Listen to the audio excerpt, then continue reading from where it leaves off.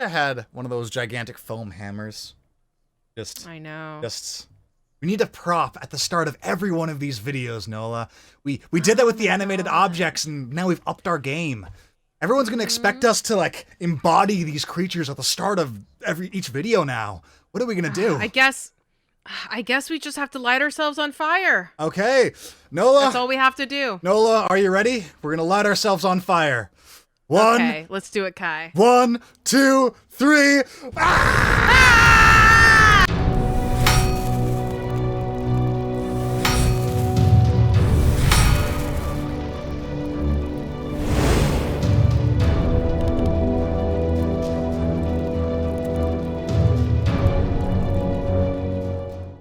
Hello everyone, how's it going? Welcome back to Monster Chronicles, where we rate each monster in the monster manual on a tier list. Heck and yeah. Today we are looking at the Azer. Is it Azer? Azer? That's a good question. Marisha Ray, how is this monster pronounced? Azer. It is Azer, Nola. Azer. Azer. Okay. Azer. So the Azer, they're on fire and they're made of like metal. They're kind of interesting, but I'm not gonna lie, there's nothing that stands out about them. They're enemies with the Efreet because of their backstory reasons. But overall, I don't know. They're part of the elemental plane of fire, and apparently they're great artisans when it comes to gems and weapon making. Apparently, you know, they're really good at making weapons. Yeah, so I am in full... God, my lips are so chapped. 1 sec. Stand by. Well, now, Kai, you need to get yourself some chopstick. Brought to you by Beeswax. You know, I always have chopstick with me, and none of the like garbage chopstick either. Okay, like straight up Vaseline level chopstick. Okay, well anyway, Yeah, we just went into like a Vaseline commercial. Yeah, okay. Yeah, before we went into the Vaseline commercial, I was going to comment.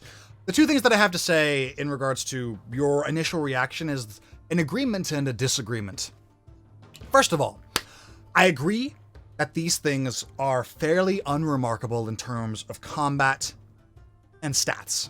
If you were going to fight these things at CR2, a CR2 encounter, it is not nearly as interesting as the Onkeg, which was just last video.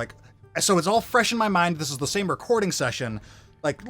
Comparing these two is like night and day in terms of just how to make the encounter interesting for a low-level encounter. Like, the one thing is that they have heated bodies, so any melee class would be punished for getting up close and hitting them. But that's just not very interesting. Like, it's something, it's better than nothing, but it's just not that interesting. These things are a dime a dozen, and if you were to fight them, there's a trillion creatures in this monster manual that are similar to this stat and combat-wise. So I am in agreement in terms of that. However, unlike the Onkeg, this thing's strengths is where the Onkeg's weaknesses are.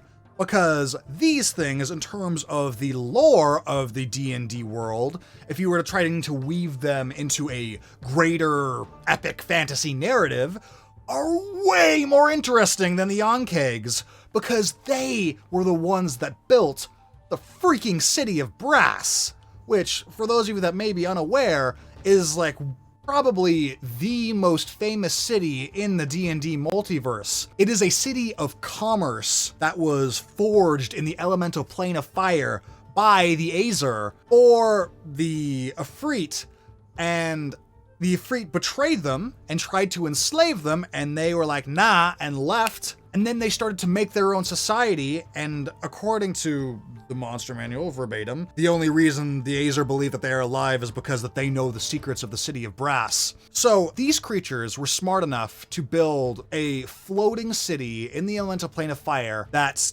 is probably one of the most remarkable places in the D&D multiverse. So if you were trying to weave these into a grander narrative, really interesting because of their connection to basically genies, fire genies, evil fire genies, and their capability to build a floating city out of brass. Their reproduction's also interesting, how they basically just forge replicas of themselves, which is like, I think, just a really cool idea. I love the idea of like an assembly line of just them creating more of themselves because they need more labor to work on a sword or like a piece of architecture. Lore-wise, the Azer, very interesting.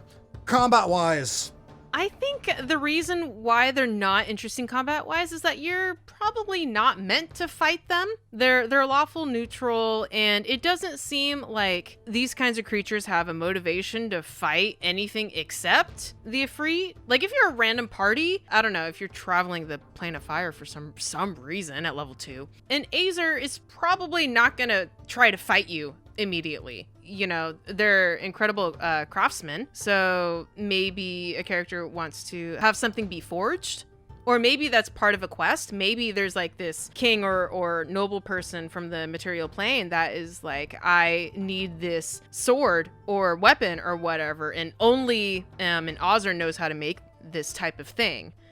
Or, you know, like something along those lines. You could get into the war of the Azer and the Ifrit. Your characters could get involved, but I feel like that's not a level 2 encounter. Does that make sense? Yeah, I think your intuition is spot on. If the Ankeg is fairly bland lore-wise but has great combat potential, the Azer is the inverse of that. So how do you make this creature interesting in your games?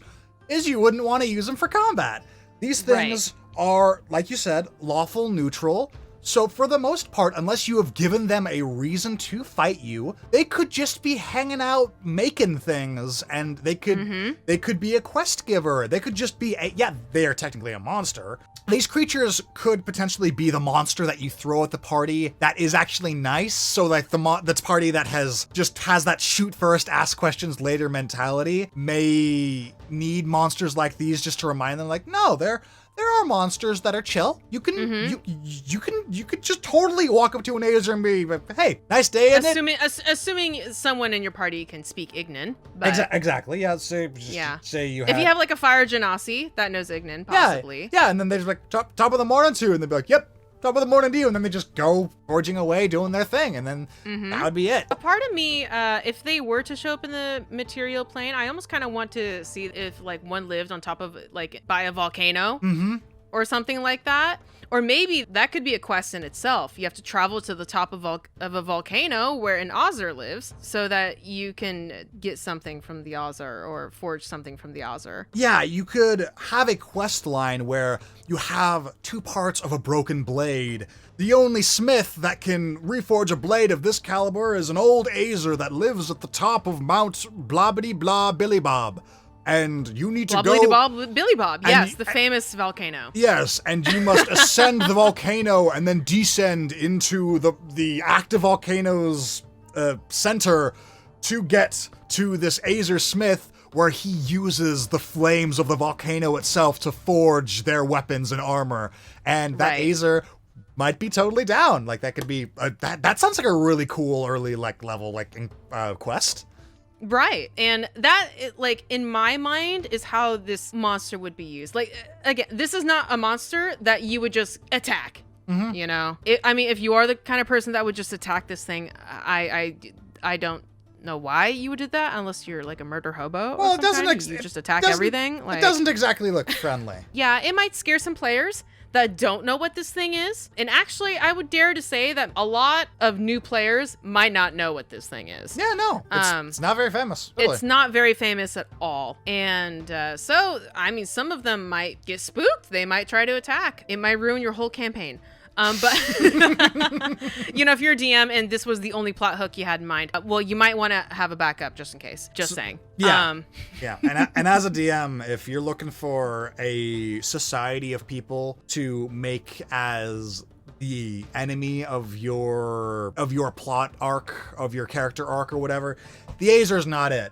if the characters fight this thing, like, more than once, they're gonna be bored out of their minds. Like, this encounter it might as... I feel like a level 1 wizard with create water could kill this thing if given enough time. I think I've basically said everything that can be said about this thing. I mean, it clearly has a use, it has a purpose. But I can't say that I like it the same as a Planetar just because the combat is so boring. But its possibility for out-of-combat use is kind of balancing it out a little bit, so I'm really conflicted with the Azer. Yeah, a part of me wants to put it at either the bottom of, if we're talking the tier list now. Yeah. A part of me wants to put it at the bottom of the We Like You tier or close to the top of the dollar store. I'm kind of leaning towards dollar store. I don't imagine using more than one of these. The thing that I would use this thing for, I said, I would use it as the blacksmith that has otherworldly knowledge of forging things that the player can take a broken weapon to reforge, or maybe they're in that early level, they're still looking for magical weapons and they've learned of a smith in a town that's like 2 towns down that forges magical weapons. And that's like the thing that I could think to use these things for, unless you were going for the epic story of, the Ifrit versus the Azer and the making of the City of Brass. That's a high level campaign. Like that's when you get your big kid players. That's when you go into that. Yeah. But again, if that's the case, you're not fighting these things. No, unless you're definitely on the side unless you're on the side of the Ifrit for some reason. So even if it's a low level, you're probably not going to have them be the enemies you fight. And if it's high level, still probably not the things that you're going to be fighting. So. Yep. Its unremarkable combat stats, I think, is going to push it to dollar store for me. Yeah, the thing is, I mean, I appreciate monsters that aren't optimized for combat sometimes, if they have a good reason for not being optimized for combat. And the Azer has a reason for why it's not optimized for combat, because, well, they're not one of those monsters that you're just chucking at the player to be like, go kill it. So, I don't know. I would argue for the bottom of We Like You tier. I am thinking about it in terms of its relation to just animated objects. And I think animated objects are way more versatile, but in terms of just boredom, like in terms of what to expect, animated objects are very up there. They're just so iconic. I think the Azer are more interesting than animated objects. But so where I'm at is either the top of dollar store or the bottom of We Like You. Now here's the question. Which one do we like more? Do we like the Aarakocra or do we like the Azer better? The Aarakocra, the Azer, way more. You like the Azer more than the Aarakocra? Yeah, the keep saying Azer. That's the wrong way to say it, Nola. Azer. Yeah, so you like the Azer more than the Aarakocra. I think, yeah, I do, just because I like the classic myth of the otherworldly blacksmith. I am okay with it leading dollar store. Yeah. If that's the case. Yeah. And then we can change our mind later if we feel like making any arrangements. I think that's fair. I foresee this being changed in the future. This is one of those things that I want to put at the dollar store top for now, but I absolutely see this thing going into We Like You at some point. Just right now with what we have, I think it fits in the dollar store a little bit more. Okay, yeah. Let's move it to the top of dollar store then. All right, Azer, $1 a dozen. But you're not. I changed my mind. Let's go We Like You. Oh, last second switch? Yeah. Okay. Bottom of We Like You then. Bottom of We Like You. Just barely made it. Boom. All right. That was probably the most conflicted I have ever been. I know. Thus far with where to put it. But Azer, you barely made it. By the fire of your chinny chin chin, you made it. You made it. We like you. We do. Just barely enough, though. Barely enough. All right. Well, that's where the Azer goes. Yeah. I am looking forward to the next monster. Are you? Because we are out of the A category. We are moving to the B. A's are done. The A's. We are out of the A category, and we are moving to the letter B. And the first monster in the letter B is the Banshee. Spoilers. Ooh, Oh, toasty. This toasty. next episode is brought to you by the letter B. Yay. B for Banshee.